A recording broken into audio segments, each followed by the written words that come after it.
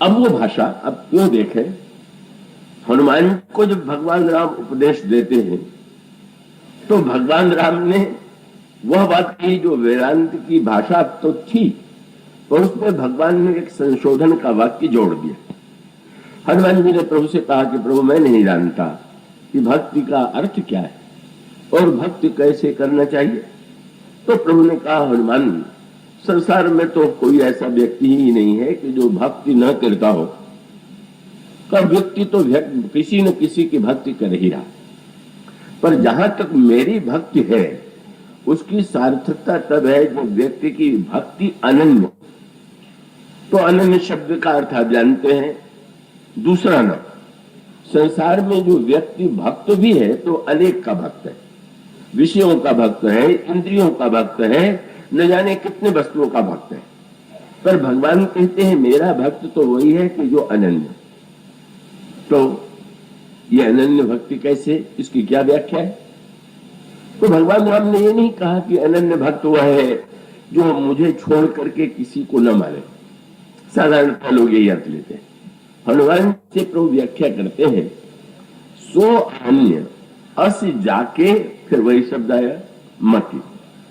मूल में सूत्र जो है राम के जीवन में भी पिए ही कालबस मति भ्रम भयम, और हनुमान जी से भगवान राम कहते हैं बस यही बुद्धि जो है दृढ़ करने की आवश्यकता है।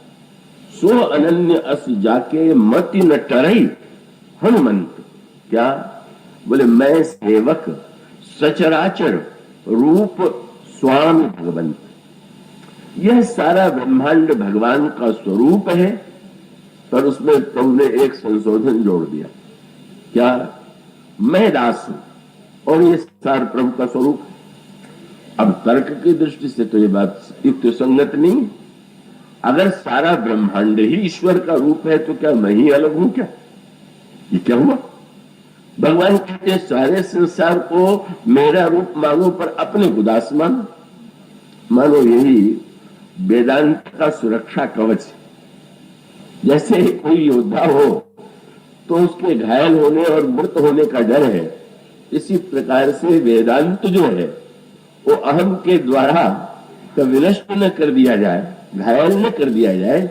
इसलिए भगवान भक्ति का सुरक्षा कवच देते हैं कि भाई सब प्रभु के रूप है, मैं तो दास ही हूं। तो कठिनाई क्या है? रावण जैसा व्यक्ति जब ये मानता है कि विराट राम है और मैं राम हूं, तो अपने को राम छोड़ करके सारे संसार को गया बीता मानता। मेरे सामने कौन, कुछ नहीं है कोई।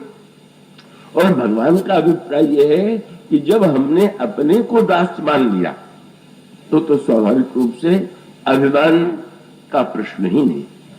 इसलिए बुद्ध के साथ जो समस्या है, और वो बड़ी जटिल समस्या है, कि बुद्धि ही समझने का सबसे बड़ा माध्यम है, पर बुद्धि में अनगिनत दोष है, अनेक दोष है। अब वो बहुत शास्त्रीय ग्रंथों में व्याख्या की गई। आपने एक शब्द सुना होगा, तो ये जो ऋषि मुनियों ने वेद मंत्रों को, वेद मंत्र ऋषियों के द्वारा लिखे गए, ऐसी मान्यता हमारे यहाँ नहीं। हमारे यहाँ की मान्यता है कि ये वेद मंत्र जो है ये श्रुति है, ये सुने गए।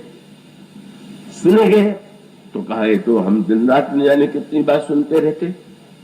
हम कह सकते हैं कि हमने ये सुना, तो कहते हैं कि ना, पहले ऋतंभरा प्रज्ञा, ऐसी बुद्धि जिसका एक शास्त्रीय नाम है ऋतंभरा, और उसका एक तात्विक विवेचन ये है कि मानवीय बुद्धि में जितने दोष आ सकते, उन बुद्धि के दोषों का जब पूरी तरह से निराकरण हो करके व्यक्ति उस स्थिति में पहुंच जाता है जिसको पातंजल ने योग दर्शन में तुरीयावस्था, और तुरीयावस्था में समाधि की स्थिति बताया।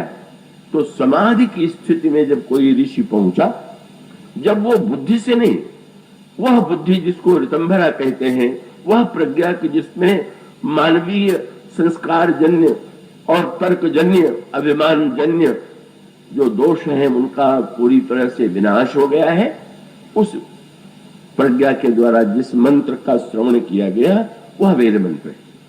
और इसका सीधा सा तात्पर्य कि पहले आवश्यकता ऐसी बात की है कि व्यक्ति अपनी बुद्धि को इतना महत्वपूर्ण न मान ले कि वो मलिन बुद्धि के द्वारा अपने जीवन की वासनाओं का समर्थन करे, अपने दोषों का समर्थन करे और दूसरों को मूर्ख समझ करके लोगों का तिरस्कार करे।